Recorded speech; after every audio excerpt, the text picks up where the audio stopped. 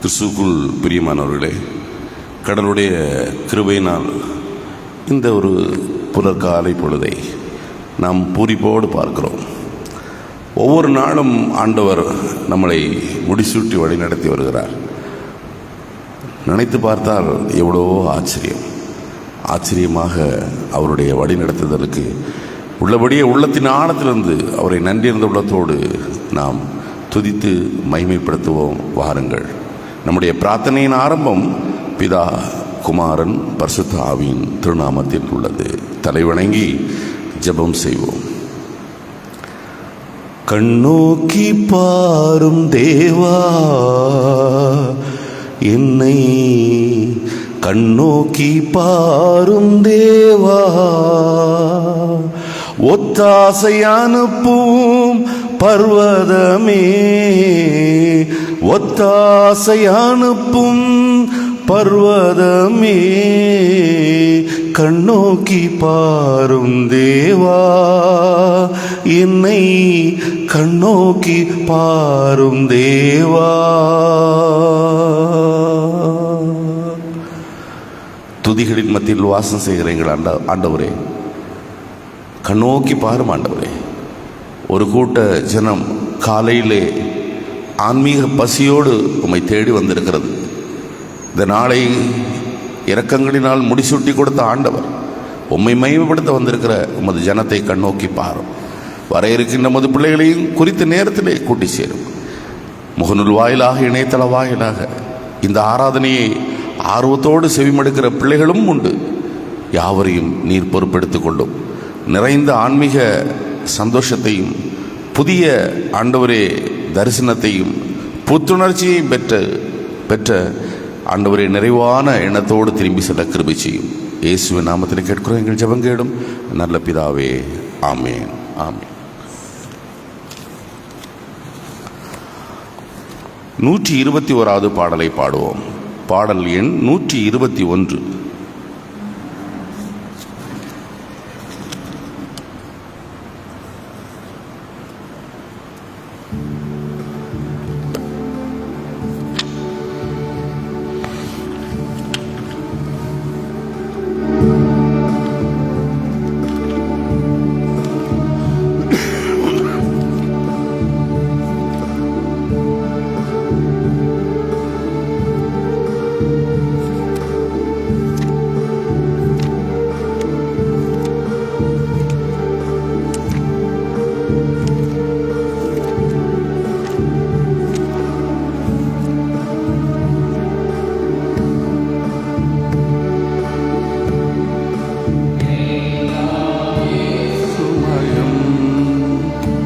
ஜெகமெல்லாம் இயேசுமயம்,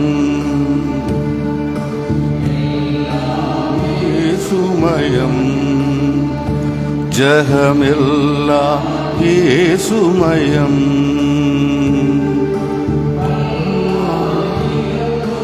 படைப்புகள் யாவும் பல்லாயிரங்கோடி, படைப்புகள் யாவும் பரலோகம் பாதாள லோகமும் எல்லாம் இயேசுமயம், ஜெகமெல்லாம் இயேசுமயம். அண்டசராசர் ஆதித்தன் அம்புலி, அண்டசராசரம் ஆதித்தன் அம்புலி, அரியத்தராகன அக்கினி காற்றுமே எல்லாம் இயேசுமயம், எல்லாம் இயேசுமயம். அருவி பருவதம் அருவி பயோததி தாபரம், பரர் நரர் விலங்கின பற்பல ஜந்து எல்லாம் இயேசுமயம், எல்லாம் இயேசுமயம்.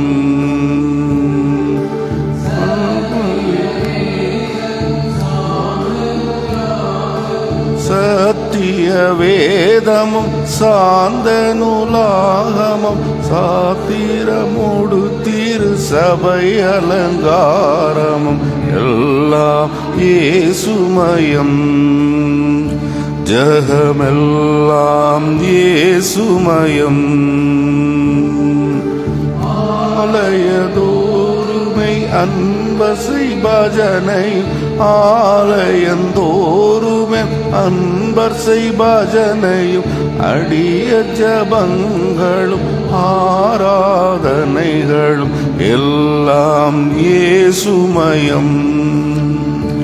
ஜெகமெல்லாம் இயேசுமயம். ஜனித்தல் இரத்தலோடு ஜீவனோடு ஜனித்தல் இரத்தலோடு ஜீவனோடு ஈர்த்தலும் ஜெயக்களியோடு நித்திய ஜீவனும் ஈர்த்தலும் எல்லாம் இயேசுமயம். ஜெகமெல்லாம் இயேசுமயம். சங்கீதம் 96 192 பக்கம். கர்த்தருக்கு புது பாட்டை பாடுங்கள், பூமியின் குடிகளே எல்லாரும் கர்த்தரை பாடுங்கள்.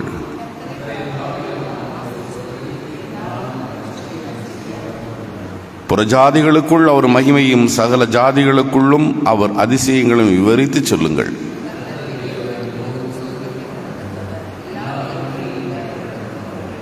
ஜாதிகளின் சகல தேவர்களும் விக்கிரகங்களே, கர்த்தர் வானங்களை உண்டாக்கினவர்.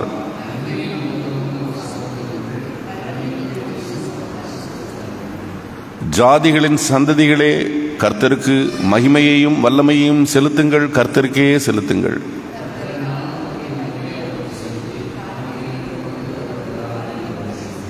பரிசுத்த அலங்காரத்தோடு கர்த்தரை பணிந்து கொள்ளுங்கள். பூலோகத்தாரே, நீங்கள் யாவரும் அவருக்கு முன்பாக நடுங்குங்கள்.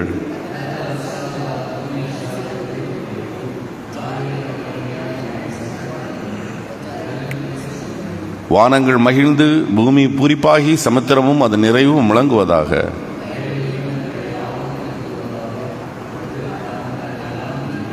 சேர்ந்து சொல்லுவோம், கர்த்தருக்கு முன்பாகவே கெம்பீரிக்கும். அவர் வருகிறார், அவர் பூமியை நியாயந்திருக்க வருகிறார். பூலோகத்தை நீதியினாலும் ஜாதிகளை தமது உண்மையினாலும் அவர் நியாயம் தீர்ப்பார். பிதாவுக்கும் குமாரனுக்கும் பரிசுத்த ஆவிக்கும் மகிமை உண்டாவதாக, ஆதியிலும் இப்போதும் எப்போதுமான சதா காலமாக இருக்கிறபடியே ஆமென். 1 சாமுவேல் 16 அதிகாரம் 13 வசனங்கள். 1 சாமுவேல் 16 அதிகாரம் 13 வசனங்கள்.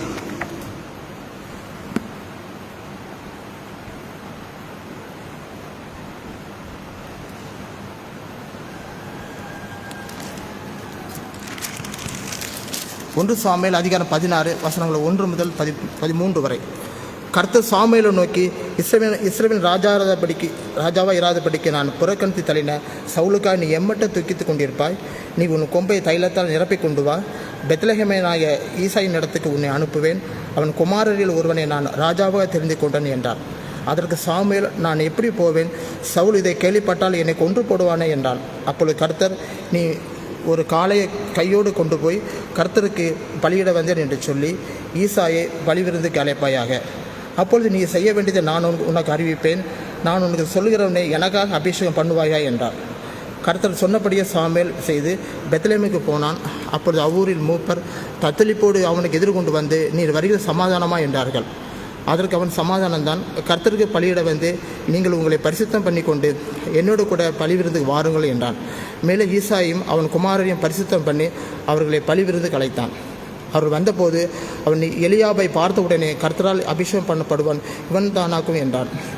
கர்த்தர் சாமுவேல் நோக்கி, நீ இவனுடைய முகத்தையும் இவனுடைய சரீர வளர்ச்சியும் பார்க்க வேண்டாம். நான் இவனை புறக்கணித்தேன். மனுஷன் பார்க்கிறபடி நான் பாரேன். மனுஷன் முகத்தை பார்ப்பான், கர்த்தரோ இருதயத்தை பார்க்கிறார் என்றார். அப்படி ஈசாய் அபினதாயை அழைத்து அவனை சாமுவேலுக்கு முன்பாக கடந்து போக பண்ணினான். அவன், இவனையும் கர்த்தர் தெரிந்து கொள்ளவில்லை என்றான். ஈசாய் சம்மாவையும் கடந்து போக பண்ணினான். அவன், இவனையும் கர்த்தர் தெரிந்து கொள்ளவில்லை என்றான். இப்படி ஈசாய் தன் குமாரரில் 7 பேரை சாமுவேலுக்கு முன்பாக கடந்து போக பண்ணினான். பின்பு சாமுவேல் ஈசாயை பார்த்து, கர்த்தர் இவர்களை ஒருவனையும் தெரிந்து கொள்ளவில்லை என்று சொல்லி, உன் பிள்ளைகள் இவ்வளவுதானா என்று ஈசாயை கேட்டான்.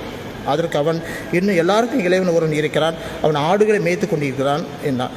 அப்போ சாமுவேல் ஈசாயை நோக்கி ஆள் அனுப்பி அவனை அழைப்பி, அவன் இங்கே வருமட்டும் நான் தங்கியிருக்க மாட்டேன் என்றான். ஆள் அனுப்பி அவனை அழைப்பித்தான். அவன் சிவந்த மேனியும் அழகிய கண்கள் நல்ல ரூபம் உள்ளவனாக இருந்தான். அப்பொழுது கர்த்தர், இவன் தான், நீ எழுந்து இவன் அபிஷேகம் பண்ணு என்றார். அப்பொழுது சாமுவேல் தைலக்கொம்பை எடுத்து அவன் சகோதரன் நடுவில் அபிஷேகம் பண்ணினான். அந்நாள் முதற்கொண்டு கர்த்தருடைய ஆவியானவர் தாவீதின் மேல் வந்து இறங்கியிருந்தார். சாமுவேல் எழுந்து ராமாவுக்கு போய்விட்டான் என்பது. ஆமென். அன்பானவர்களே, முதல் வேதபாகம் வாசித்து முடிந்தது. இரண்டாம் வேதபாகம் மத்தேயு 20ஆம் அதிகாரம் 16 வசனங்கள் 16. யாவரும் எழுந்து நின்று கேட்போம். பரலோக ராஜ்யம் திராட்சை தோட்டத்தையும் வீட்டஜமானையும் ஒருவனுக்கு ஒப்பாகும். அவன் தன் தோட்டத்திற்கு வேலையாட்களை அமர்த்த அதிகாலையிலே போனான். வேலையாட்களும் நாளொன்றுக்கு 1 தினாரியம் கூலி பேசி அவர்களை தம் திராட்சை தோட்டத்துக்கு அனுப்பினான். 3ஆம் மணி வேளையிலும் அவன் போய் கடைத்தெருவிலே சும்மா நிற்கிற வேறு சிலரை கண்டு, நீங்களும் திராட்சை தோட்டத்துக்கு போங்கள், நியாயமானபடி உங்களுக்கு கூலி கொடுப்பேன் என்றான். அவர்களும் போனார்கள். மறுபடியும் 6ஆம் 9ஆம் மணி வேளைகளிலே அவன் போய் அப்படியே செய்தான். 11ஆம் மணி வேளையிலும் அவன் போய் சும்மா நிற்கிற வேறு சிலரை கண்டு, நீங்கள் பகல் முழுவதும் இங்கே சும்மா நிற்கிறதென்ன என்று கேட்க, அவர்கள் எவரும் எங்களை வேலைக்கு அமர்த்தவில்லை என்றார்கள். அவன் அவர்களிடம், நீங்களும் திராட்சை தோட்டத்துக்கு போங்கள் என்றான். சாயங்காலமான போது திராட்சை தோட்டத்தை எஜமான் தன் காரியக்காரனிடம், நீ வேலையாட்களை அழைத்து பிந்தினவர் தொடங்கி முந்தினவர் வரைக்கும் கூலி கொடு என்றான். அப்படியே 16ஆம் மணி வேளையிலே அமர்த்தப்பட்டவர்களும் ஆளாளுக்கு ஒவ்வொரு தினாரியம் வாங்கினார்கள். முந்தி அமர்த்தப்பட்டவர்கள் வந்தபோது தங்களுக்கு அதிகம் கிடைக்கும் என்று எண்ணினார்கள். அவர்களும் ஆளாளுக்கு ஒவ்வொரு தினாரையும் வாங்கவே எஜமானுக்கு விரோதமாய் முறுமுறுத்து கடைசியில் வந்த இவர்கள் 1 மணி நேரம் வேலை செய்தார்கள். நாங்களோ பகலில் கஷ்டத்தையும் வெயில் உக்கிரத்தையும் சகித்தோம், ஆயினும் அவர்களையும் எங்களுக்கு சமமாக்கினீரே என்றார்கள். அவனோ அவர்களில் ஒருவரிடம், சிநேகிதனே, நான் உனக்கு அநியாயம் செய்யவில்லை. நீ என்னிடம் 1 தினாரியத்துக்கு சம்மதித்தாய அல்லவா? உன்னுடையதை நீ வாங்கி கொண்டு உனக்கு கொடுத்தது போல் கடைசியில் வந்த இவனுக்கும் கொடுப்பது என் இஷ்டம். என்னுடையதே என் இஷ்டப்படி செய்ய எனக்கு அதிகாரம் இல்லையா? நான் தயாளனா இருப்பதனால் நீ வன்கணனா இல்லையோ என்று இவ்விதமாய் பிந்தினோர் முந்தினோராகவும் முந்தினோர் பிந்தினோரும் ஆவார்கள் என்றார் என்பதே வாசிக்க வேண்டிய இன்றைக்கான நற்செய்தி பாகமும் வாசித்து முடிந்தது. மறுமொழியாக நம்முடைய விசுவாசத்தை அப்போஸ்தல பிரமாணம் மூலமாக அறிக்கை செய்வோம். பரலோகத்தையும் புலோகத்தையும் படைத்த சர்வ வல்ல பிதாவாகிய கடவுளை விசுவாசிக்கிறேன். அவருடைய ஒரே குமாரனும் நம்முடைய ஆண்டவருமாகிய இயேசு கிறிஸ்துவை விசுவாசிக்கிறேன். இவர் பரிசுத்த ஆவியினால் கர்ப்பத்தில் உற்பவித்து கன்னிமரி இடத்தில் பிறந்து பொந்துவின் பாத்தியில் பாடுபட்டு சிலுவையில் அறையுண்டு மரித்து அடக்கம் பண்ணப்பட்டார். பாதாளத்தில் இறங்கி 3ஆம் நாள் மருத்துவலிருந்து உயிர்த்தெழுந்தார். பரத்திற்கேறி சர்வவல்ல பிதாவாகிய கடவுளுடைய வலது பார்சத்தில் வீற்றிருக்கிறார். அவ்விடத்திலிருந்து உயிருள்ளோரையும் மரித்தோரையும் நியாயந்திருக்க வருவார். பரிசுத்த ஆவியானவரை விசுவாசிக்கிறேன். பொதுவான பரிசுத்த கிறிஸ்தவ சபையும் பரிசுத்தவான்களுடைய ஐக்கியமும் பாவ மன்னிப்பும் சரீர உயிர்த்தெழுதலும் நித்திய ஜீவனும் உண்டென்று விசுவாசிக்கிறேன். ஆமென். சபையார் அமர்வோம். கிறிஸ்துவுக்குள் பிரியமானவர்களே, சோஷியல் ஜஸ்டிஸ் பற்றி நாம் இந்த வாரம் ஆராதனையிலே கடந்த வாரம் கேட்டோம். அதை தொடர்ந்து சோஷியல் ஜஸ்டிஸை சார்ந்த வேத பகுதிகளை, சமூக நீதி சார்ந்த வேத பகுதிகளை நாம் பார்க்கிறோம். இன்றைக்கும் 2 வேத பகுதிகளை வாசித்தோம் இல்லையா? நம்முடைய எண்ணம், கடவுளுடைய எண்ணம் பார்த்தீங்களா? எவ்வளவு நம்ம எண்ணத்தை போல கடவுள் எண்ணம் இல்லை, இருப்பதில்லை. ஏன்னா பைபிளே சொல்லுது, ஏசாயா தீர்க்கதரிசி சொல்லுகிறார் வசனத்தை சொல்லும்போது, உன் நினைவுகள் என் நினைவுகள் அல்ல, உன் நினைவுகள் என் நினைவுகள் அல்ல, உன்னுடைய உணர்வுக்கும் எண்ணத்திற்கும் எனக்கும் வேறுபாடு உண்டு என்று கடவுளே தீர்க்கன் வாயிலாக சொல்லுகிறார். அன்பானவர்களே, நாம் கடவுள் போல் இருப்பதில்லை. நாம் கடவுள் போல் இருப்பதில்லை, கடவுளும் நம்மை போல் இருப்பதில்லை. ஆண்டவர் வேற, எல்லாத்தையுமே உலகத்தின் அடிப்படையிலே பார்க்கிற பண்பு நமக்கு இருக்கு. கடவுளுடைய பண்பு அப்படி அல்ல. இன்றைக்கு 2 வேத பகுதிகளை வாசித்தீர்கள். 2 வேத பகுதியிலும் கடவுளுடைய சித்தம் என்னவென்று புரியாத புதிராக ரெண்டு வேத பகுதியில் இருந்தது. Social justice. பிரியமானவர்களே, நம்ம தேசத்தில் புதிய பாராளுமன்றம் கட்டப்பட்டது தெரியும் உங்களுக்கு. இப்போ புதிய பாராளுமன்றத்திலாம் கூட்டமெல்லாம் நடக்குது, பாராளுமன்ற கூட்டம். இந்த புதிய பாராளுமன்றம் கட்டப்பட்டதை நாம் எல்லோரும் அறிவோம். நம்முடைய தாய் திருநாட்டிலே முதல் குடிமகள் அழைக்கப்படவில்லை. நம்முடைய நாட்டினுடைய முதல் குடிமகள் ஒரு பெண் இல்லையா? பேர் சொல்றீங்க, குடியரசுத் தலைவர். அவர்கள்தான் முதல் குடிமகன், அந்த பொறுப்பில் இருப்பவர்கள் அல்லது முதல் குடிமகள். அவர்கள் அழைக்கப்படவில்லை. ஏன் அழைக்கப்படவில்லை? இதுதான் மனிதன் எண்ணம், இதுதான் மனிதனுடைய எண்ணம். ஏன் அழைக்கப்படவில்லை? எந்த அடிப்படையிலே புறக்கணிக்கப்பட்டார்கள், ஒதுக்கப்பட்டார்கள் உங்களுக்கு தெரியும். பிரியமானவர்களே, காரணத்தை நீங்கள் அறிவீர்கள். இந்த தேசத்தினுடைய முன்னாள் குடியரசுத் தலைவர் அவர் ஒரு கோயிலுக்கு செல்கிறார். அவருக்கு பின்னால் அதிகாரிகள், காவலர்கள், ஆயுதமேந்திய காவலர்கள் எல்லாம் வர்றாங்க. ஒரு குறிப்பிட்ட எல்லைக்கு அப்புறம் அவர் அனுமதிக்கப்படவில்லை. அது மனுஷ எண்ணம், மனுஷிகமான எண்ணம். கடவுள் எண்ணம் வேறு. பிரியமானவர்களே, ஒரு எல்லையை தாண்டி அவரை அனுமதிக்கவில்லை. யார் தடுத்தார்கள்? எது தடுக்கிறது? சட்டம் அனுமதிக்கிறது. சட்டம் அனுமதிக்கிறது பிரியமானவர்களே. ஆனால் உள்ளே செல்ல முடியவில்லை. எத்தனை பெரிய பதவியில் இருந்தாலும், எத்தனை பெரிய அதிகாரத்தில் இருந்தாலும் பாருங்கள், மனித எண்ணம் எப்படி இருக்கிறது. தமிழகத்திலே வடகிழக்கு பகுதியிலே ஒரே மதத்தை சார்ந்த மக்கள், இருவேறு சமுதாயத்தை சார்ந்த மக்கள் ஆலயத்திற்குள்ளே ஒரு கூட்டத்தை செல்ல அனுமதிக்கவில்லை. ஒரு 6 மாசம் இருக்கும், நீங்க படிச்சிருப்பீங்கன்னு நினைக்கிறேன் பேப்பர்ல. ஒரு சமயத்தை சார்ந்தவர்களை அனுமதிப்பதில்லை. நீ உயர்ந்தவன், நான் உயர்ந்தவன், நீ தாழ்ந்தவன், நான் படித்தவன், நீ படிக்காதவன், நான் செல்வந்தன், உனக்கு செல்வம் இல்லாதவன், நீ எத்தனை பாகுபாடுகள். பிரியமானவர்களே, நீர் யூதன், நான் சமாரியன், அப்படிதானா? நீ யூதன், நான் சமாரியன், என்னிடத்தை தாகத்திற்கு தா என்று நீர் கேட்கலாமா? ஆண்டவர் சொன்னாரா?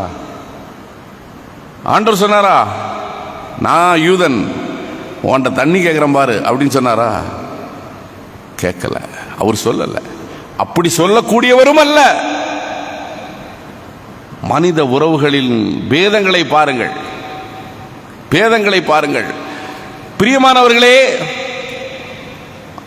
நம்ம பழைய ஏற்பாட்டு காலத்தில் பார்த்தீங்கன்னா எகிப்தியருக்கும் எபிரேயருக்கும் ஆகாதுன்னு சும்மா சாதாரணமாக வார்த்தையில் சொல்லக்கூடாது.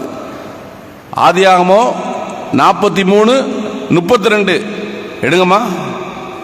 43:32.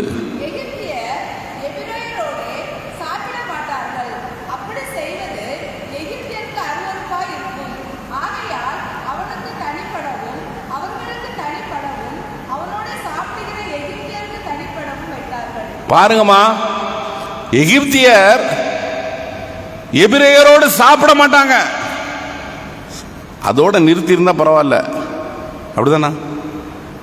அதோட நிறுத்தி இருந்தா பரவாயில்ல. என்னமா அதுக்கு அடுத்த வசனம் என்னமா இருக்கு?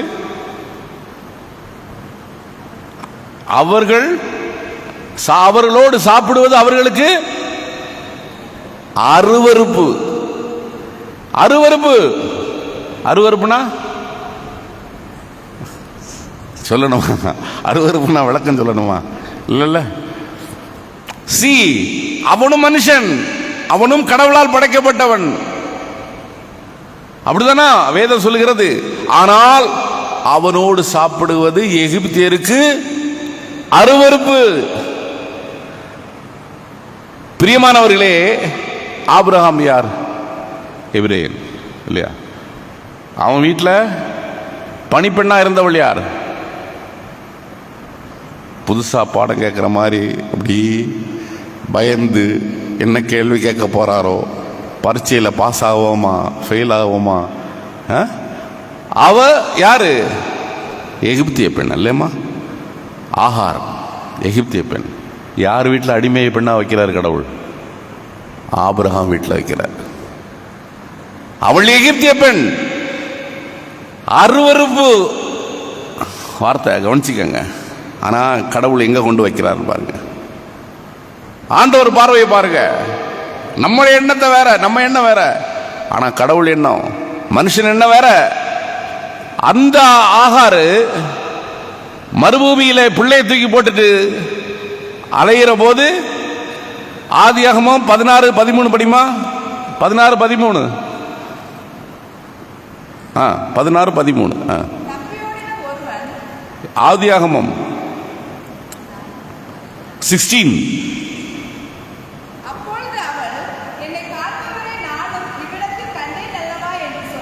என்னை காண்பவரை நான் இவ்விடத்திலே கண்டேன்.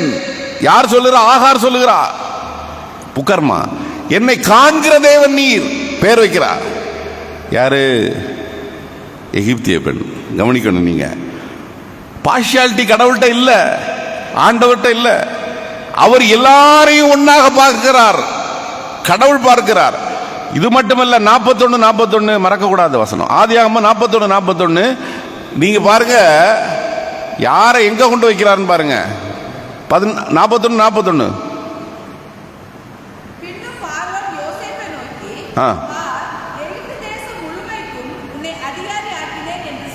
சொல்லி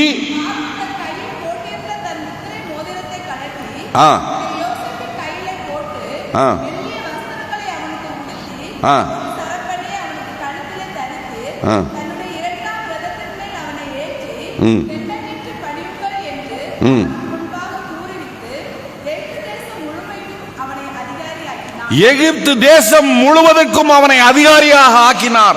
உன்னுடைய அனுமதி இல்லாமல் எகிப்திலே ஒரு கை அசையக்கூடாது, ஒரு கால் அசையக்கூடாது. எவ்வளவு பெரிய இடத்துல கொண்டு யார வைக்கிறாரு? பிரியமானவர்களே, யார வைக்கிறாரு? கவனிங்க. அப்போ மனிதனுடைய எண்ணம் வேறு, கடவுளுடைய எண்ணம் வேறு. நீ கானானிய பெண்ணா இருந்தா என்ன? முதல்ல சொன்னபோது நாய்க்கு போடுறத இது மக்களுக்கு கொடுக்க சாப்பிட்றத நாய்க்கு போட முடியாது, அதுக்கு போட முடியாது. மேசையிலிருந்து விழும் துணிக்கைகளை நாய்கள் தின்னுமே. அம்மா, உன் விசுவாசம் பெரிது. யாரா இருந்தாலும் சரி, 100க்கு அதிபதியாக இருந்தாலும் சரி, புறஜாதியார்கள் யாரா இருந்தாலும் சரி. ஒரு பகுதி படிச்சோம். சவுலு முதல் அரசன், ஆஜாகுபாகுவான அரசன். அவனை பார்க்கணும்னா அண்ணாந்து தான் பார்க்கணும். எல்லாரையும் அவன் குனிஞ்சு இப்படி பார்த்துருவான். அவ்வளவு அவ்வளவு திடகாத்திரமான மனிதன். ஒரு ராஜா அப்படி இருந்தானா, அடுத்த அரசனை கடவுள் தேர்வு செய்யும் போது அவனை விட பயங்கரமான ஆளுதனை தேர்வு செய்வார் என்பது மனுஷிக எண்ணம். மனுஷிக எண்ணம். சாமியலுக்கு அதான் எண்ணம். சவுலை விட பயங்கரமா யார் இருப்பான் அடுத்த ராஜான்னு சொல்லி அவனுக்கு ஒரு கிண்ணத்துல எண்ணெய் எடுத்துட்டு போனாரு, இங்க ஒரு கொம்பு எண்ணெய் எடுத்துட்டு போனா அப்படிங்கிறாரு. இப்ப அவனை விட இவன் எப்படி சிறந்தவனா இருப்பான்? சாமுவேலுக்கே டவுட். ஈசாட்ட போய் இப்பா அந்த செய்தியை கேட்டாலும் அவன் என்ன கொண்டு போடுவானேன்னு, நீ போ, என்ன செய்யணுங்கிறத நான் உனக்கு சொல்லுவேன். அங்க போயாச்சு. போன பிறகு 3 பேர், முதல் 3 பேர் வந்தாங்கல்ல, யாரும் சாதாரணமான ஆள் இல்ல, ஹைட் வெயிட். ஏன்னா சவுலுடைய போர் படையில வீரர்கள் அவர்கள் 3 பேருமே. முதல்ல சொன்ன 3 பேரும் தள்ளிட்டாரு, ஆண்டவர் தள்ளிட்டாரு. 7 நம்பர் கவனிங்க, 7 பேர் வந்தாச்சு. ஈசாட்டே கேட்கிறாரு, வேற யாராவது இருக்காங்கன்னு கேட்கிறாரு. சின்ன பையன் இல்லையா? ஏன்னா இவருடைய மனசுல வேற, சாமுவேல் எண்ணம் வேற.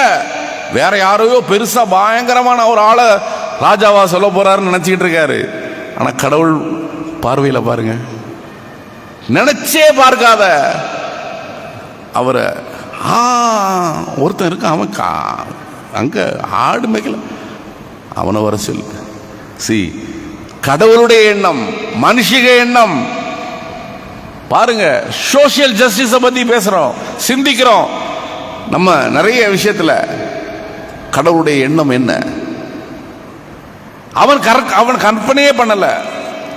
இங்க நியாயமா கூலி எல்லாத்தையும் பேசி நியாயமா கூலி அப்படிதானா வாங்குறாரு, கொடுக்குறாருன்னு சொன்னாரு. எப்பா கடைசியில் முடிவு என்னமா ஆச்சு? ஐயா, முதல்ல வந்தவனுக்கு தானே நீங்க கூலிக்கு முதல்ல கொடுக்கணும். காலையிலே நீங்க சொன்னவனுக்கு முதல்ல காலையில இருந்து சாயங்காலம் வந்து வேலை செஞ்சுட்டு இருக்கான். முதல்ல வேலைக்கு கூப்பிட்டவன கூலி கொடுக்கணும். இவர் என்ன செஞ்சாரு?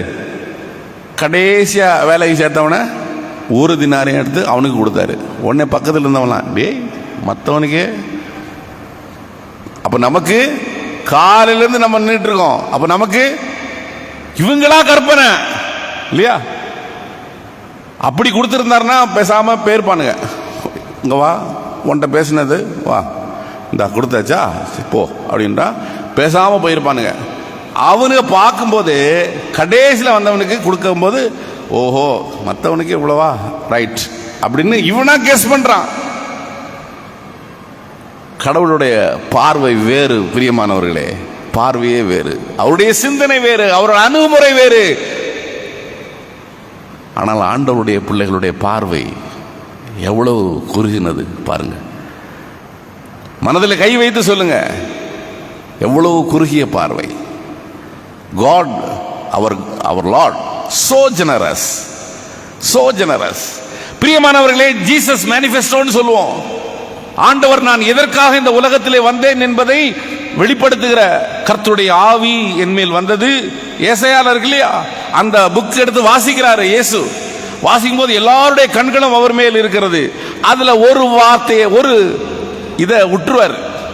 ஏசாயால இருக்கிறத அங்க லூக் காஸ்பல்ல 4 வர்ற சாப்டர்ல அதை விட்டுருவார்.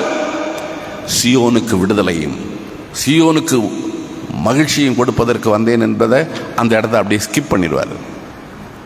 அடுத்த வார்த்தையை வாசிப்பார், உலகத்திற்கு ரட்சிப்பை தர வந்தேன் என்றுவார். கடவுளுடைய எண்ணங்களையும் சிந்தனைகளையும் ஊழியத்தையும் சுருக்க முடியாது.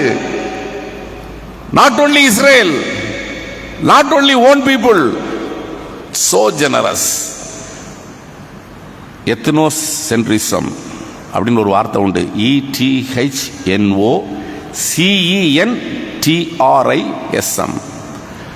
எத்னோசென்ட்ரிசம்.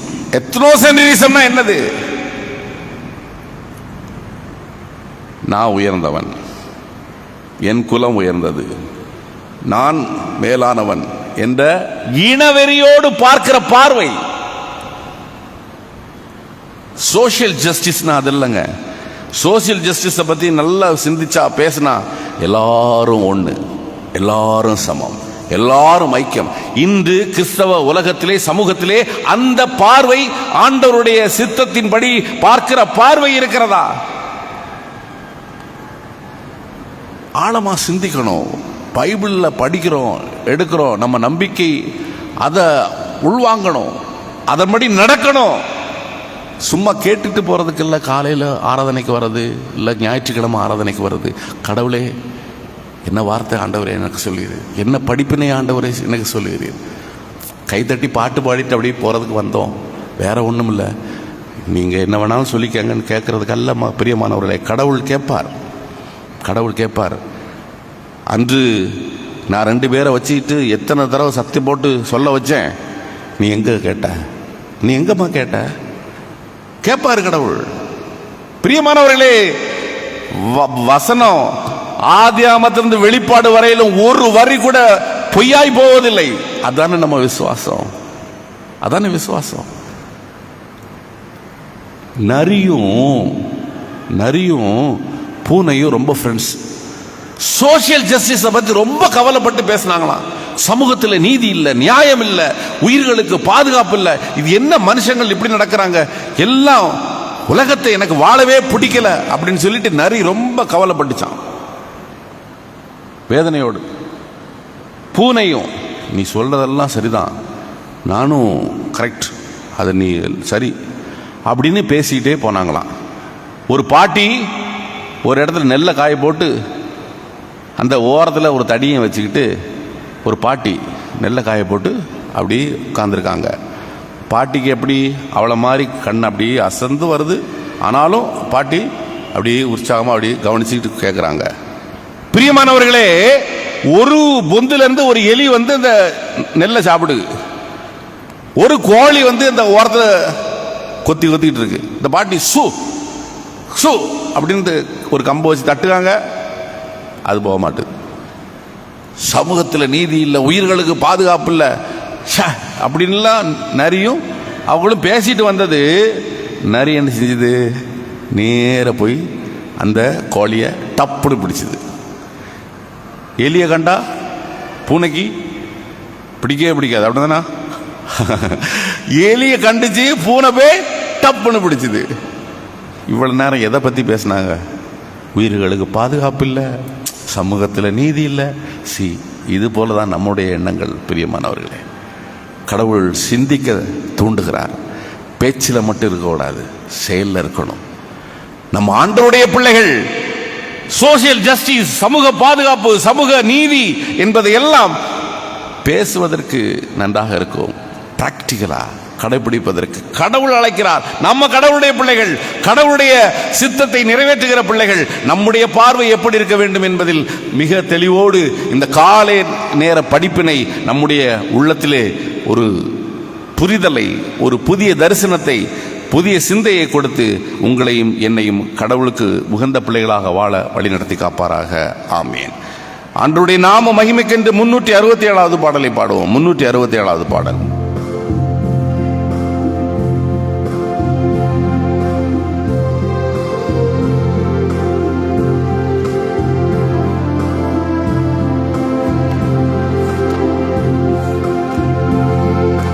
இயேசுவே கிருபாசன பதியே, என்னை மீட்டருள். இயேசுவே பாசன பதியே, காசினியில் உன்னை அண்டி தாசன் எனக்காதரவு கண்டிலேன் சருவ வல்ல மண்டலாதிபா. காசினியில் உன்னை அண்டி தாசன் எனக்காதரவு கண்டிலேன் சருவ வல்ல மண்டலாதிபா.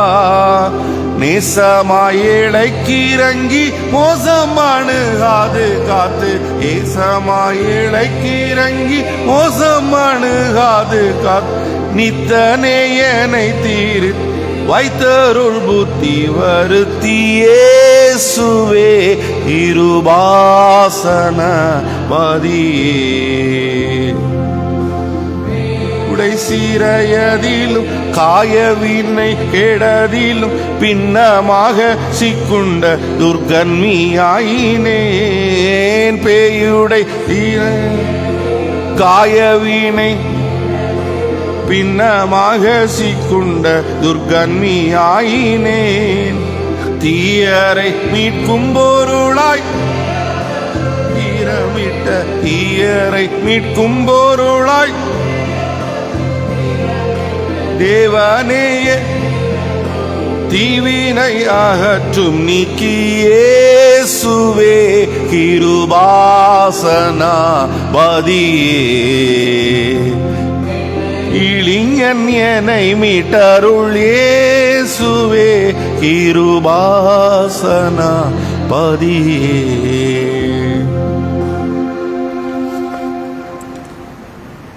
எங்களை நேசிக்கிற அன்பின் ஆண்டவரே, பொல்லாத இந்த உலகத்திலே நல்லார் எவருமே இல்லை ஆண்டவரே. புண்ணியனே உம் சரணம் நன்னி அண்டிலேன் என்று உம்மிடத்திலே எங்களை தாழ்த்துகிறோம். எல்லாருக்கும் எல்லாமாய் நீரல்லவோ எங்களுக்கு உதவி. இந்நாளும் அந்த அருள் எங்களுக்கு தந்து உம் ஆவியை தந்து எங்களை பலப்படுத்தும் சுவாமி. பலப்படுத்தும் ஆண்டவரே. சமூக நீதியை பற்றி பேசுகிறோம், சிந்திக்கிறோம், ஆனால் செயலிலே விழுந்து போகிறோம். ஆண்டவரே, உள்ளான தரிசனத்தை, பார்வையை கொடுத்து எங்கள் ஆண்டவர் எப்படி வேதத்தின் ஊடே எங்களோடு பேசுகிறார், ஏன் ஆண்டவருடைய எண்ணத்திற்கும் எங்களுடைய எண்ணத்திற்கும் வித்தியாசம், ஏன் அவருடைய அணுகுமுறைக்கும் எங்களுடைய அணுகுமுறைக்கும் வேறுபாடு? நாங்கள் ஆண்டவர் பிள்ளைகள் அல்லவா? நாங்கள் ஆண்டவர் பிள்ளைகள். ஆண்டவரே, எங்களுக்கும் சரியான புரிதலை கொடுத்து ஆசீர்வதியும். சமூக நீதி, மனிதம் போற்றப்பட வேண்டும், எல்லோரும் மனிதர்கள் என்ற ஆண்டவரே பாகுபாடற்ற தேவனாக நீர் உம்மை வெளிப்படுத்தினீரே. ஆண்டவரே, பாகுபாடுகளை களைவதற்கு வேண்டிய ஞானத்தையும் பலத்தையும் எங்களுக்கு தந்து ஆசீர்வதியும் சுவாமி, ஆசீர்வதியும். இந்த காலை வேளையில் எங்களோடு பேசினதற்காக நன்றி செலுத்துகிறோம் அப்பா. சவாலான காரியங்களை சந்திக்கிற பிள்ளைகளாக எங்களை உறுதிப்படுத்தும், விசுவாசத்திலே உறுதிப்படுத்தும். புதிய தரிசனத்தை, புதிய பார்வையை தாரும். அருமையான ஆண்டவரே, இந்த காலை வேளையிலே தன்னுடைய மனைவியின் இழப்பை நினைவு கூறுகிற திரு செல்வின் ஐயாவுக்காக விசேஷமாக ஜெபிக்கிறோம். ஆண்டவரே, மதிய நேரத்திலே அவர் வீட்டில் இருக்கிற அந்த ஜெப கொடுகையை நீர் ஆசீர்வதியும். அவருக்கு மனதிலே ஆண்டவரே ஒரு அமைதியையும் சமாதானத்தையும், உலகம் தராத சமாதானத்தை வைத்து போகிறேன் என்று சொன்ன நேச தகப்பனே, அந்த சமாதானத்தை கொடுத்து ஏழை மகனுக்கு தீர்க்க ஆயுஷை கொடுத்து ஆண்டவரே குடும்பத்திற்கு ஆதரவையும் ஆண்டவரே உமது மகன் மூலமாக பெறத்தக்கதாக ஆரோக்கியத்தையும் கொடுத்து அவரை ஆசீர்வதிக்க வேண்டும் என்று ஜெபிக்கிறோம். நம்பிக்கையோடு வருகிற ஒவ்வொரு மக்களையும் கண்ணோக்கி பாரும் ஆண்டவரே, கண்ணோக்கி பார். எங்கள் திருச்சபையின் பொறுப்பாளர்கள், டீக்கன்மார் யாவரையும் ஆசீர்வதியும். உடன் ஊழியராக இருக்கிற போதகரையும் அவர் குடும்பத்தையும் ஆசீர்வதியும். ஆண்டவரே, இன்னுமாக கணனி ஊழியர் என்றும் ஆண்டவரே கோயில் பிள்ளை என்றும் பணிப்பெண் என்று இருக்கிற உமது அடியார்கள் யாவரையும் ஆண்டவரே பலப்படுத்தும். ஆண்டவரே, நம்பிக்கையூட்டும்.